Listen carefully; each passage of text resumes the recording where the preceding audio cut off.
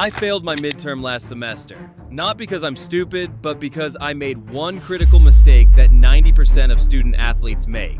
And if you're trying to balance football and school right now, you're probably making it too. Here's what nobody tells you. You can't just try harder at both. That's what I did. I'd wake up at 6 a.m. for training, go to classes exhausted, barely pay attention, then hit practice at 4 p.m. And by the time I got home at 8 p.m., I had 4 hours to eat, study, and sleep. And the worst part? I was putting in 16-hour days but getting D's in class and sitting on the bench. I was working harder than everyone else but getting worse results. Something had to change.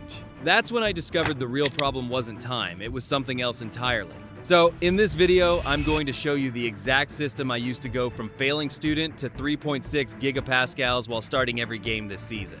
And no, it's not some generic time management advice. This is the real blueprint that actually works when you're physically and mentally drained. Okay, so here's what everyone gets wrong about balancing football and school. They think it's about managing your time. Wrong. It's about managing your energy. Think about it. You have the exact same 24 hours as someone who doesn't play sports. But, and this is huge, you don't have the same energy. After a 2-hour practice, your brain is fried. You've got maybe 30% mental capacity left, but you're trying to study organic chemistry? It's like trying to run a marathon after you've already played a full 90-minute match. Your body physically can't do it. So here's what changed everything for me. I stopped studying after practice. I know that sounds backwards, but hear me out. I restructured my entire day around my energy peaks. Here's what that looks like. Morning 6 to 7:30 A. This is when your brain is sharpest. I do my hardest studying here difficult subjects, important assignments. Not in the library where I'd waste time getting there, but in my car in the parking lot 30 minutes before my first class, or in an empty classroom. Between classes 11 a.m. 2 p.m. This is your secret weapon. Everyone else is on their phone or eating. I'm doing medium difficulty work readings, problem sets, reviewing notes.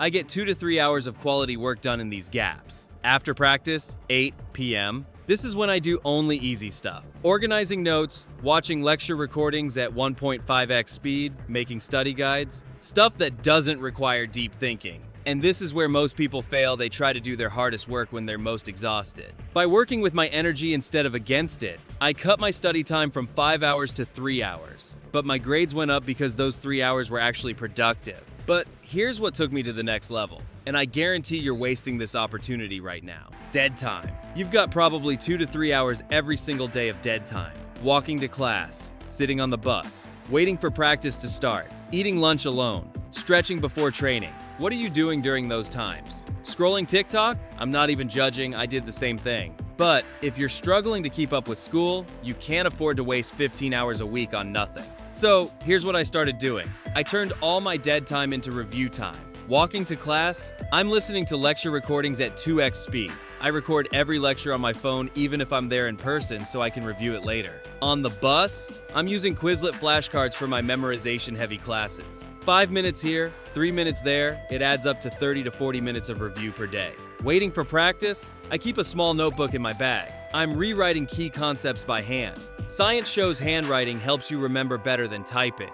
During cool-down stretches, mental rehearsal. I close my eyes and visualize the material I studied that morning. It sounds weird, but it locks information into long-term memory. Without adding extra study hours to my day, I was getting an extra 10 to 12 hours of review per week. That's basically an entire extra day of studying, but it didn't feel like studying because I was using time I would have wasted anyway. Okay, but here's the thing everyone's thinking right now. That's great, but I'm so tired after practice I literally can't think. Trust me, I know. Your legs are dead, your mind is foggy, you can barely keep your eyes open. But what if I told you that some of the highest performing student athletes I know use that exhaustion to their advantage? They understand something most people don't. Physical exhaustion and mental exhaustion are two different things. Think of it like your phone. You can have 10 apps running in the background draining your battery, or you can close those apps and your battery lasts way longer. Your brain is the same way. So here's my post-practice routine that changed everything. Step 1. Immediately after practice, I sit in my car for 10 minutes and do nothing. Not on my phone. Just sitting there, letting my brain reset. This is called deliberate decompression. Step 2. I eat something with protein and carbs within 30 minutes. Your brain literally runs on glucose. If you're depleted, you can't focus. Period. Step 3. 20-minute power nap if possible, or a 5-minute cold shower. Both reset your nervous system. I know it sounds extreme, but it works. Step 4. Now and only now, I tackle light academic work. Not hard studying, but things like responding to emails, organizing my schedule, reviewing what I learned that morning. By giving your brain 30 to 40 minutes to recover, you're not trying to study at 30% capacity. You're back up to 70-80%, which is enough for light work. And the crazy part? This recovery routine actually helps your body recover from practice faster too. Double win. Alright, but let's be real. Sometimes, no matter how perfect your system is, you're going to fall behind. You've got a game that conflicts with the exam, or you're traveling for an away match and miss 3 days of classes. And this is where most student athletes panic and either fail the class or quit the team. I've seen it happen, but here's what nobody tells you. Your professors want you to succeed. They're not the enemy.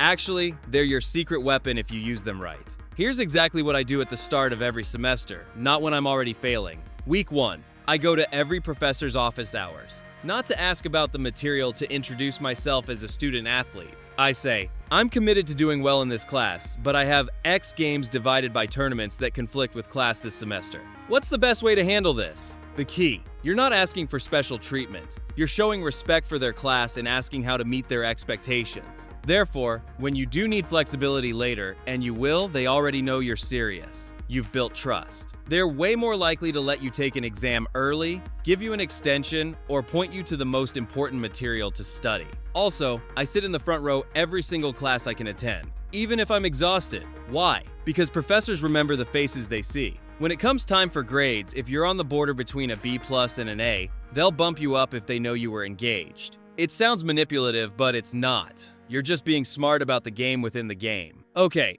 I need to be honest with you about something. Everything I just told you, it works. I've proven it. Other athletes I've shared this with have proven it. But, and this is important, it's still going to be hard. You're still going to be tired. You're still going to miss parties. You're still going to have nights where you want to quit one or the other. The question is, do you want it bad enough? Because here's what I realized. Balancing football and school isn't about having some perfect system. It's about deciding that both matter enough to do the hard work.